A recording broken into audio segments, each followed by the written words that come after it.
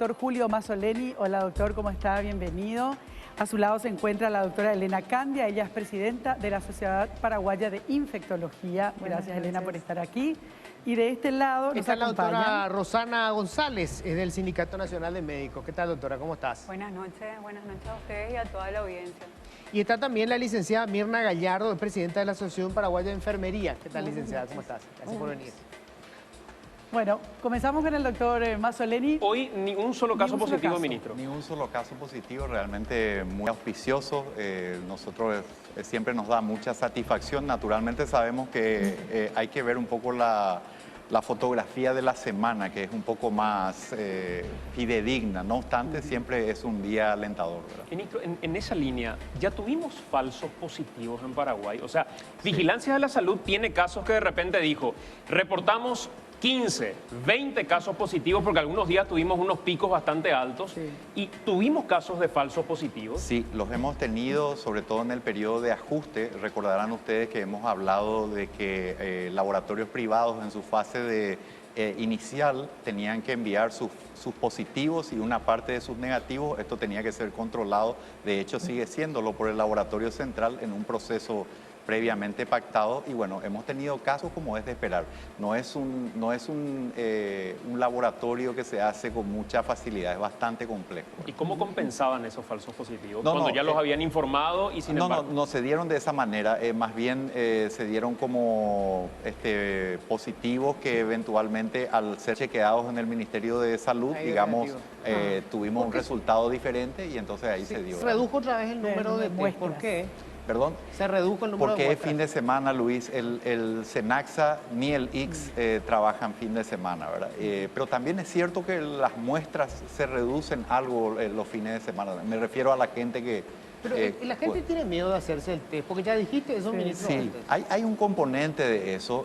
Yo creo que es una oportunidad muy importante para decirle a la gente, a los ciudadanos, que cada vez que tenemos esa predisposición de hacernos el test, estamos colaborando en gran medida con contener la epidemia. Ahora, esa prueba del PCR, si yo no tengo síntoma alguno, ¿igual es confiable, digamos, o hasta qué punto? No, ese es el problema, Menches. El mayor rendimiento del test se da cuando la persona tiene síntomas, y especialmente si lo hacemos entre el cuarto y el séptimo día más o menos. Por eso optamos por hacerlo el quinto día, ¿verdad? ¿Y cómo detectamos a los asintomáticos entonces? Bueno, en algún momento el doctor Sequera va a decirnos, ¿verdad? Vamos a tener que hacer un control, un universo un poco distinto. Pero ese es el problema precisamente, porque uno diría, bueno, vamos a hacerle el test a todo el mundo. Todos, claro. Pero lo más probable es que si uno no tiene alguna lógica en ese sentido, nos den negativos y le demos una falsa sensación de seguridad a la gente. Hoy en día, nuestro universo está bastante sesgado. O sea, le estamos haciendo el test a la gente que tiene más chance de ser positivo, ¿verdad? Y bueno, y en ese sentido también he estado leyendo con mucho interés algunas teorías como la de la doctora Russomando, justamente me parecen muy válidas respecto a por qué se está comportando así y al impacto de las medidas iniciales. Ahí justamente se publicaba la entrevista a la epidemióloga que estuvo al frente del equipo en Wuhan, que, digamos, tiró dos cuestiones que son preocupantes y que son también para considerarla. Uno, que habla de que la mutación del virus se da con un mes, o sea, es terriblemente rápido, y que el tipo de cepa, por decirlo así, en términos muy crudos, ¿verdad? Lo mío, no sé cuál será la terminología médica precisa, pero que depende eso el tratamiento que se tenga que dar, es decir, si es la cepa A o la cepa B o la cepa C, cambia radicalmente. O sea, esto, digamos, son dos escenarios distintos. ¿Cómo tratamos a los que se enferman? Y segundo, si esto muta tan rápidamente, esa inmunización que nosotros estábamos esperando no va a servir de mucho. Bueno, yo creo que hay que tomar con mucha cautela eso, ¿verdad? Yo también voy a hablar con mucha cautela porque me encuentro al lado de una infectóloga, ¿verdad? Que no diga alguna cuestión equivocada. Pero la otra cara de la moneda, en términos muy sencillos también es, leí un artículo hoy que decía, este virus se está propagando con muchísima facilidad. No necesita realmente hacer mucho esfuerzo para contagiar a la gente en general. Entonces, la idea de una mutación, pues, ciertamente hay nociones al respecto, pero yo creo que hay que ser prudentes y esperar un poco que tengamos los datos más claros. Incluso se habla de un pasaporte de la inmunidad, digamos, como una manera de decir, bueno, yo ya fui COVID positivo, entonces tengo ese pasaporte y con eso yo puedo Ya me curé. moverme, ya me Sí. jugué, pero no es tan así. Y algo, justamente la Organización Mundial de la Salud alertaba sobre ello, porque hasta que no sepamos con certeza si se puede uno reinfectar, qué significan esos positivos después de haber dado negativo, que es una porción del virus que quedó, ya no enferma, el problema del test que se hizo, del test rápido, que justamente tiene sus limitaciones. Hasta que tengamos un poco más claro eso, yo creo que lo del pasaporte, que a mí me hubiera gustado, digamos, como desde el punto de vista poblacional, Claro. creo que hay que ser muy cautos. En la línea nomás de lo que decías de la Sociedad Paraguaya de Infectología, a mí me da la sensación que cada vez que el Ministerio o el gobierno lanzan la idea de aplicar la cuarentena inteligente, la sociedad paraguaya sale como diciendo, para que eso suceda tiene que cumplirse esto, esto, esto y esto. Mi lectura, no sé si es la correcta o no, es que para la Sociedad Paraguaya de Infectología no están dadas las condiciones para aplicar una cuarentena inteligente ya ahora. ¿O me equivoco, doctora? La OMS había lanzado 6 recomendaciones bien prácticas y concisas, y la primera de ellas es tener la epidemia o el brote pandémico en la localidad, tenerlo controlado. En el caso de que se trate de una situación como la de New York o la de Europa, que esa curva esté en la fase descendente. Eso como una primera premisa, y creo que en ese sentido nosotros cumplimos ese criterio porque tenemos achatada la curva y podríamos pensar en flexibilizar la cuarentena. El segundo requisito, y probablemente el más importante, es tener la capacidad de diagnosticar precozmente a las personas que están saliendo a trabajar. Entonces, ¿cómo uno hace eso? Teniendo los test con resultados confiables, ¿verdad? En un momento adecuado, rápido, por lo menos en 24 horas, y rastrear a los contactos. Y ese segundo punto no está cumplido hoy. Entonces, tengo entendido, el ministro probablemente podría dar mayor explicaciones al respecto, pero hay un retraso entre 48 a 72 horas para emitir los resultados. Entonces, son horas valiosas que estamos perdiendo, porque yo no puedo aislarle al contacto de un paciente en quien no tengo aún ese resultado positivo. Una vez que tengo el resultado positivo, ahí rastreo a los contactos. Y otra preocupación también que nos surgió es el grado de capacitación de las personas que están en el call center. Entonces, si realmente están teniendo un checklist para hacer las preguntas dirigidas y Pero, poder ¿qué identificar. verificaron ustedes, Elena? ¿Cómo? ¿Qué verificaron ustedes en ese call center? O sea, cuando vos decís dudas de la preparación, o sea, ustedes hicieron la prueba, es decir, llamar Sí, a lo que ver pasa cómo que preguntan. Sí, nos tocó una situación muy de cerca de una colega. Yo les había comentado eso anteriormente y no le preguntaron nada. Entonces, solamente le tomaron los datos y le agendaron la cita, pero hasta ella se encargó de alertarle a las personas con quienes estuvo los 14 días previos. Entonces, esa es una responsabilidad que no debe recaer en el paciente, ¿verdad? Entonces, ¿Cómo se puede solucionar eso, ministro? Ya que está Sí. planteando dos cuestiones bien puntuales, Elena. No, y de hecho han mejorado sustancialmente, pero claramente hay que reconocer que ha habido un periodo de ajuste en este proceso. Realmente toda esta infraestructura, el 154, la gente que tuvimos que conseguir, el periodo de capacitación, eso no ocurre de la noche a la mañana, pero yo creo que está sustancialmente mejor, todavía es perfectible, a nosotros nos gustaría poder realmente tener mejores resultados, incluso lo que señala la doctora es absolutamente correcto. ¿Y en el tiempo de acortar las horas o los Sí. días para tener los resultados más rápidamente? Sí, justamente la opción de poder procesar esto, el fortalecimiento que hemos hecho de recursos humanos, los lugares de tomas express, que ahora son 2 y que van a ser más, la idea de utilizar otra técnica laboratorial que ya cuenta el Ministerio de Salud en el interior. Es una técnica distinta al PCR que también estamos aguardando para poder implementar. Estamos aumentando también un laboratorio biomolecular que se va a dar en la zona de Coronel Oviedo. Lo estamos también planteando para la zona de Alto Paraná, pero ahí ojalá podamos llegar con este Gene Expert, que es la otra técnica antes, lo que llegue primero, ¿verdad? Y bueno, esa es la tarea que estamos mejorando sustancialmente, pero lleva tiempo. Ministro, sobre el tema de la cuarentena inteligente, Sí. a ver, vamos a entrar el 4 de mayo. Hoy tenemos resultados como estos, ¿verdad? Sí. Ninguno positivo. Sí. ¿Qué números tiene que considerar la gente para decir, upa, vamos a volver Como otra vez retroceder. atrás? Es decir, ¿qué es razonable desde el punto de vista de la política sanitaria en materia de aumento del número de contagios cuando ya estemos con la cuarentena inteligente? Ok. Bueno, te voy a dar, no sé si una primicia porque ya lo dije antes, ¿verdad? Pero mi idea sería pararme ahí donde están ustedes frente a una pantalla, mostrarles un gráfico que está basado en algunos indicadores, algunos más duros, otros más sensibles, más rápidos, menos rápidos, pero donde tengamos un porcentaje que nosotros establecemos como el límite de ocupación de nuestras camas de convencionales o de terapia, el número de consultas por cuadros respiratorios, de contactos, también las internaciones propiamente dichas.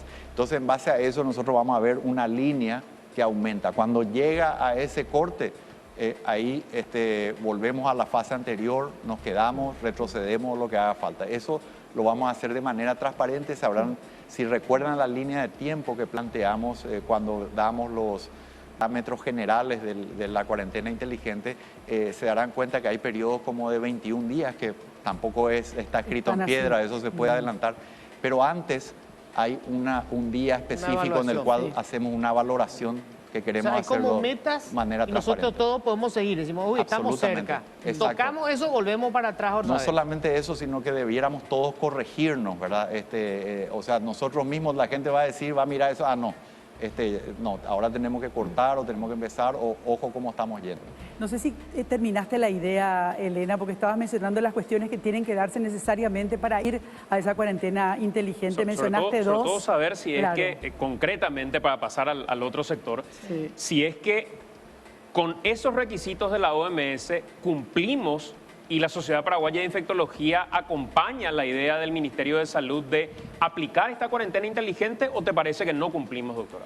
El tercer punto es tener preparados los centros asistenciales, porque indefectiblemente desde el momento que uno flexibiliza las medidas de mitigación van a aumentar los casos.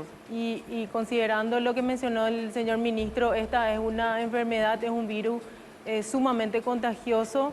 Entonces, este tiempo que estuvimos encerrados no fue solamente un encierro, nos dio horas valiosas, le estábamos ganando tiempo a este virus para preparar los hospitales y poder atender a pacientes, porque en el momento en que empiece la gente a salir a la calle a trabajar, y esperemos que tomen conciencia de que esto no es que volvemos a la era pre-COVID, debemos mantener esos tres pilares que todo el tiempo estamos repitiendo y vamos a seguir haciéndolo. Distancia social de 2 metros, uso de mascarilla y lavado de manos es fundamental para que nosotros también podamos tener camas disponibles para recibir a esos pacientes. En cuanto a los números, yo no manejo, pero hasta donde yo sabía había una ocupación importante aún de camas en terapia intensiva y se habían habilitado un número importante de camas en sala común de internación. Entonces, Ocupado por otros pacientes, no Claro, de por COVID. otras obviamente. afecciones. la disponibilidad en las salas comunes estaba mucho mejor que en terapia intensiva. Hoy dijo la doctora Adriana Amarilla que están ocupadas el 10% de las camas destinadas al COVID. ¿Eso es así? Incluso menos, en Menos. terapia ninguno.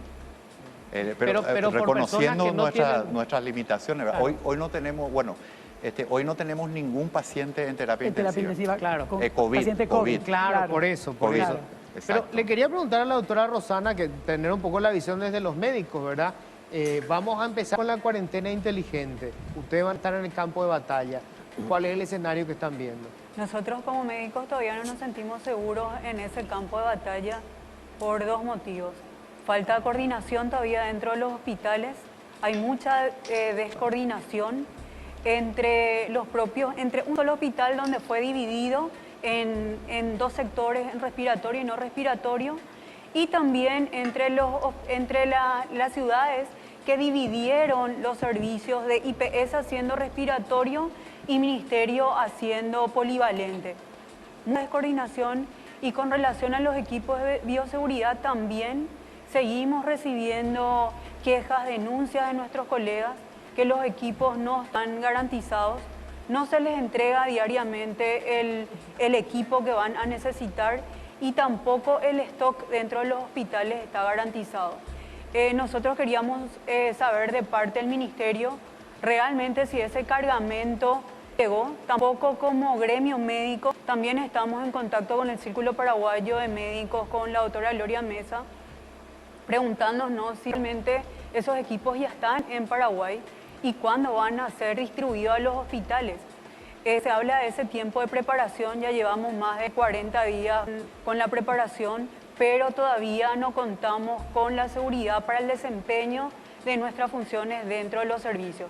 Y no solamente dentro de los servicios hospitalarios, también dentro de las unidades de salud familiar, donde también los médicos de primera línea que están dentro de las comunidades siguen atendiendo pacientes y no están recibiendo los equipos que deberían de recibir.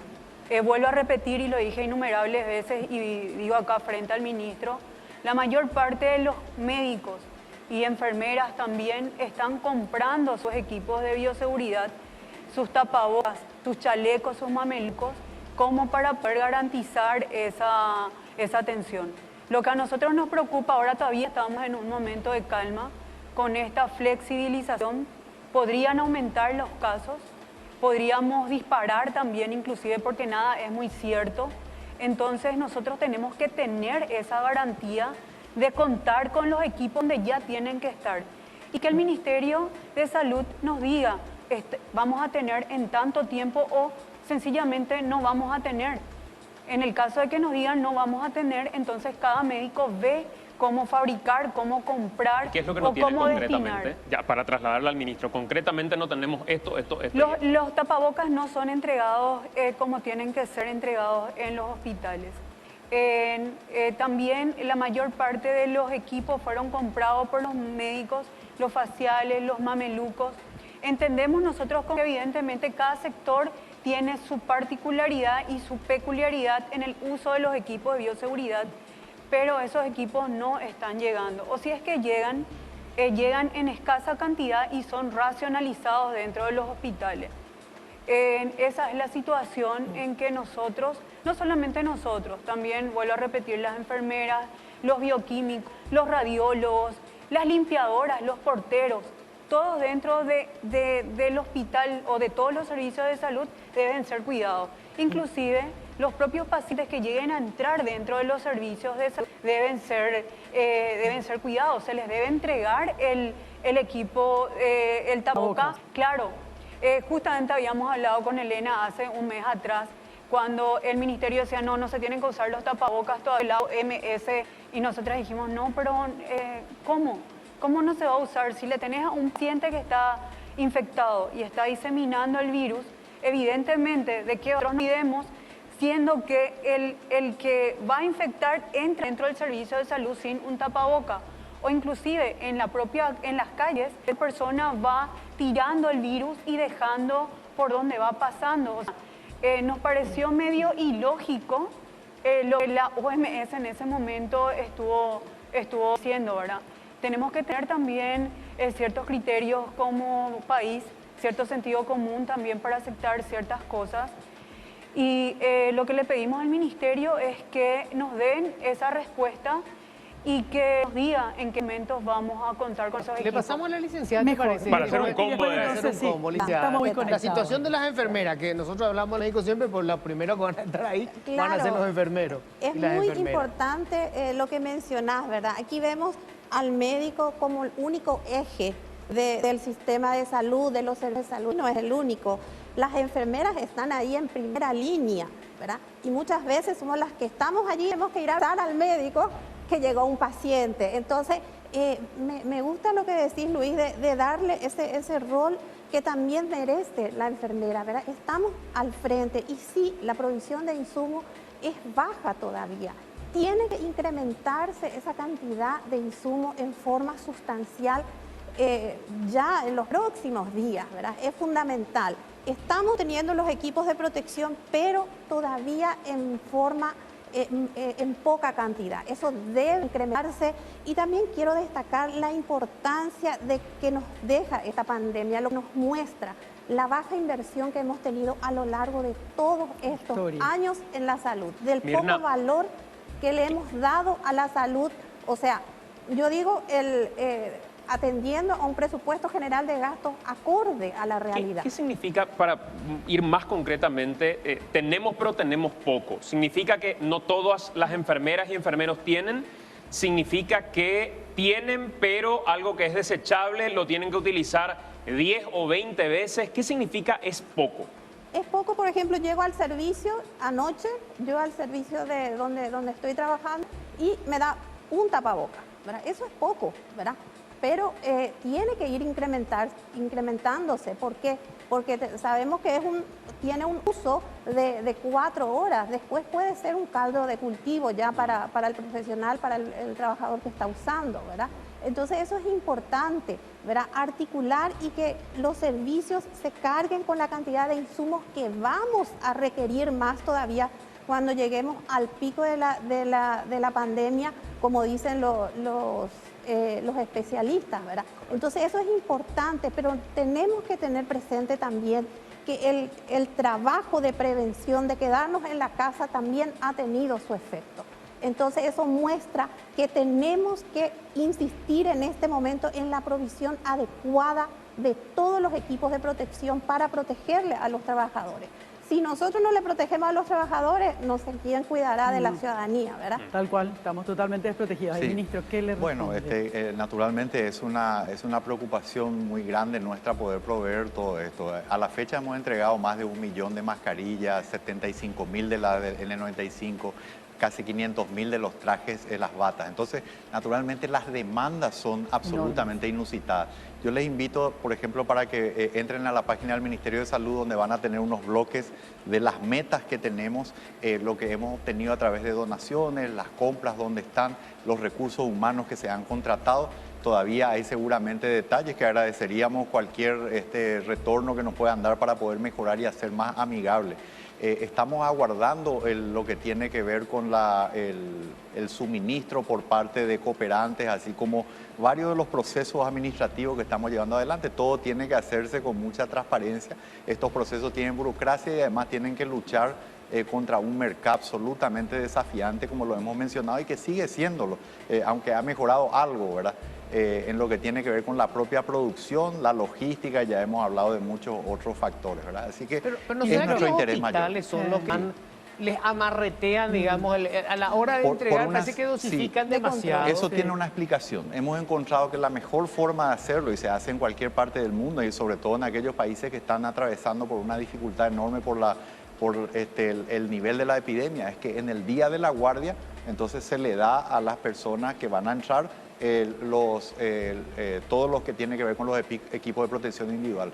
¿Por qué? Porque esa es la manera más eficiente. Hemos tenido de todo en este ámbito, desde un uso no habitual o no apropiado. También hemos tenido lugares donde tenemos que investigar qué ocurrió. Hay una demanda, eso también tiene que entender la gente. Nosotros tenemos una demanda hoy que es absolutamente no planificable. O sea, hemos gastado el equivalente, o mejor, distribuido el equivalente a 3 meses o a nuestra preparación para la contingencia de todo lo que iba a ser el invierno, fue distribuido absolutamente ya de una. Entonces, estos números que estoy dando. Ahora, discrepo con la doctora con mucho respeto de que la mayoría de esto se obtiene a través del pago de los profesionales blancos. He dado estos números, estamos trabajando intensamente para poder proveer lo que he mencionado, ¿verdad? Nosotros recorremos los hospitales como sindicato para ver en qué condiciones se encuentran. Realmente esa es la respuesta que nosotros recibimos. Recibimos denuncias diariamente por vía telefónica, desde San Pedro hasta Concepción, Pilar, con la misma problemática de que los equipos no están llegando. Recorriendo los hospitales nos encontramos también con aberraciones con relación al reuso de los equipos de bioseguridad, donde en más de un hospital encontramos los chalecos de TNT que son desechables, colgados y atados, donde le rociaban con alcohol y agua y le decían que ese era el equipo que ellos tendrían que utilizar en la guardia entrante. O sea, si esa persona que usó el chaleco estuvo en contacto con un paciente positivo, evidentemente antes de entrar a la guardia ya se estaba contaminando con el chaleco. Y esos casos puntuales, así, con nombre y apellido, llegan al Ministerio de Salud como para que el Ministerio diga, identificamos y de una intervenimos, porque si no es grave, pero queda en el aire una denuncia como esta. Nosotros hacemos siempre la denuncia responsable. Este caso en particular, yo me puse en contacto con el director de la región, con de la región sanitaria, y le pasamos la filmación del día y le dijimos que esa situación no podría darse. Pero esa misma situación se repite también en otros lugares, en donde no se puede decir por el hecho de no tener, vos le vas a dar a un profesional esos equipos, o bien darle un tapaboca y decir, para el turno de 12 horas vas a utilizar solamente esto. Nosotros nosotros no queremos en este momento ni pelearnos con el ministerio, ni ser los opositores del gobierno, no. Nosotros lo que queremos hacer es también críticas constructivas para que todo esto se vaya solucionando, para que hoy todos estamos en el mismo barco. El hecho de que nosotros los funcionarios, los profesionales que estemos, ya sean las enfermeras, incluso el propio portero del hospital se contagie, significa que van a ser menos profesionales menos personal para el sistema de salud, y también somos fuentes de contagio para llevar esta enfermedad a otros lugares. Y ahí es también donde puedo tocar el otro punto que a nosotros nos preocupa bastante, el hecho de que no les testeen a los profesionales que estén dentro de los hospitales. Inclusive muchos de los que entraron en cuarentena por haber estado en contacto con pacientes positivos no fueron testeados. Entonces, sobre los test, para preguntarle directamente al ministro, y le sumo un elemento que el otro día nos dijiste en el telediario. Nos dijo la doctora que en todo Alto Paraná solo hacían por día 4 test.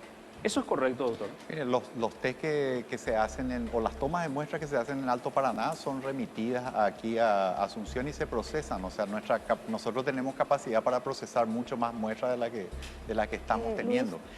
Tenemos números específicos que nos hablan del personal de blanco que ha sido afectado. Entonces, ¿cómo no tendríamos ese testeo? O sea, ¿cómo vamos a no testearle y tener esos resultados? Hablamos de un 12% aproximadamente de los casos positivos. O sea, que si tiene monitoreado eso es porque testean al personal de blanco. Es lo que digo. Entonces, y naturalmente es nuestra prioridad y hacerlo, porque por razones muy prácticas. O sea, nosotros necesitamos saber cómo está nuestra gente, pero justamente acabamos de explicar, quizás sea oportuno también en algún momento escuchar a los bioquímicos. Había explicado yo cuál es el rendimiento de estos test y en qué momento se hacen, ¿verdad? Entonces, de hecho, nosotros hacemos al azar, por ejemplo, en algunos pacientes que están internados con neumonías graves, pero de forma aleatoria tiene que haber un plan específico, ¿verdad? Bueno, y a cargo de eso está el director de vigilancia de la salud. Pero entonces, ¿cómo vamos a saber que somos asintomáticos? O sea, nosotros también necesitamos esa tranquilidad como profesionales, porque podríamos ser muy bien asintomáticos y estar contagiándole a nuestros propios colegas, porque no estamos 24 horas con el tapabocas. Sobre eso mismo, el doctor Sequera había dicho que en algún momento se iba a empezar a hacer justamente un testeo en la gente de blanco sin síntomas incluso. Efectivamente, ese va a ser en una segunda etapa, pero precisamente por eso hay que ser muy cuidadoso y ver a quién se lo hacemos. Tiene que ser un plan muy específico, porque en el mismo espíritu, ¿verdad? Si uno le hace el test y le sale negativo, eso puede ser simplemente porque el test no tiene todavía rendimiento y la persona tiene. O sea, le vamos a dar una falsa tranquilidad al personal de Blanco. Pero Entonces, hoy tenemos tiene que hacerse de una manera tenemos- realmente técnica, cuidadosa y a través de criterios epidemiológicos. Bueno, acá lo importante va a ser que el lunes 4 de mayo va a arrancar esta cuarentena inteligente. Tendremos que ir dando pasos muy precisos, muy seguros, de a poquitito, para poder saber en algún momento o tendremos que retroceder a una etapa anterior para la protección de todos y de lo contrario, y si se siguen manteniendo estos niveles de bajo contagio, bueno, seguir avanzando en esas próximas fases de esta cuarentena inteligente. Lamentablemente nos quedamos sin tiempo porque tenemos todavía más invitados que, bueno, a continuación vamos a estar hablando del tema educativo, que es un tema tan importante. Menchi, sí, yo quería dar, aprovechando que está el ministro, también todo el equipo de prensa, a las enfermeras de todo el país, que nosotros vamos a seguir exigiendo que el ministerio nos provea de los equipos de protección, que vamos a seguir luchando por eso. Enfermería y ningún miembro del equipo tiene por qué comprar los equipos de protección. Y también es claro y contundente que la reutilización no es lo que corresponde. Entonces yo creo firmemente que se tiene que dotar de todo el equipamiento necesario al personal de salud de manera a garantizar una atención de Una calidad. última cuestión que le pedíamos al Sí. presidente de la República, Sí. mayor comunicación o mejor comunicación, Sí. sobre todo esa última carga que llegó, Sí, cómo ministro, no. y nos decía que hay una página donde podemos entrar. y Puede verificar mirar, pero eso. puedo adelantarles también, ¿verdad? Esos productos están en cuarentena. Cuando el Ministerio de Salud en cualquier circunstancia recibe un Un producto lote. en base a un contrato establecido, hay dos criterios que deben llenarse. Por un lado, que la documentación esté correcta y que las especificaciones técnicas sean cumplidas. Eso es lo que se está haciendo en este momento. Esta es la carga de 85 millones de dólares. Exacto, pero hay que recordar que aquí estamos hablando de una entrega inicial que equivale al 30%, digamos, de la carga. O sea, todo eso hay que tener en cuenta. Esto tiene una póliza además, que si no se cumplen los requisitos, la póliza se ejecuta, ¿verdad? Lo otro que quería también hacer, y quiero ser claro y contundente y pueden mirarlo, es que absolutamente todos los ítems que el Ministerio de Salud Pública ha comprado están por debajo del precio referencial, con excepción de la mascarilla, que está en precio referencial, pero un poco por arriba. ¿Y los respiradores, ministro? Bueno, los respiradores fluctúan mucho en precios, depende de lo que estemos hablando. Hoy el mercado, incluso primero no había, en algún momento productos de inferior calidad estaban a precios siderales. Nosotros hemos tenido cotizaciones de 50, 60 mil dólares de equipos que normalmente no valen ni 10 mil, ¿verdad? Entonces ese es un escenario. El otro aspecto que quería aclarar rápidamente es el de las camas. Sí. Las camas, y el de la sobrefacturación. Supongamos que la cámara que ustedes tienen ahí sale 5 millones de guaraníes. Es el precio de mercado, ¿verdad? Entonces, si ustedes tienen que hacer una licitación para comprar cámaras en el mercado y consiguen el precio a 4,5 millones, están en el precio de por debajo. Ese importador, ¿a qué precio trae? No es un problema del canal. La misma cosa, analogía, Ministerio de Salud Pública tiene un precio de referencia del mercado. Yo no puedo saber a qué precio trae en importador. origen, digamos, Claro, ¿a qué el precio compró en importador. origen? Y finalmente lo segundo, las camas. Las camas, naturalmente que todos estamos en el ámbito de poder favorecer a la industria nacional. Pero yo les invito a ver el propio video que usaban ustedes y van a fijarse en el hospital de contingencia la diferencia sustancial que hay entre la cama, digamos, de los lechos convencionales y la cama que está asignada a terapia intensiva o las otras camas. Estamos hablando de articulaciones distintas. Es lo mismo que comparar ese teléfono chiquitito de antes del celular que no es un teléfono inteligente con los de ahora. Entonces, las especificaciones son muy complejas. Hay como 9 o 10 tipos de Y esas camas son las simples. cosas que deberían mostrarnos. Claro. Yo Claro. y es más, esta discusión ni siquiera estaría si ustedes pudieran ver las fotos de ambos o ver las camas una al lado de otra. Y las queremos ver. Gracias, ministro. Gracias, Elena. Gracias, Rosana. Y gracias, Mirna. Muy amables. Última pausa.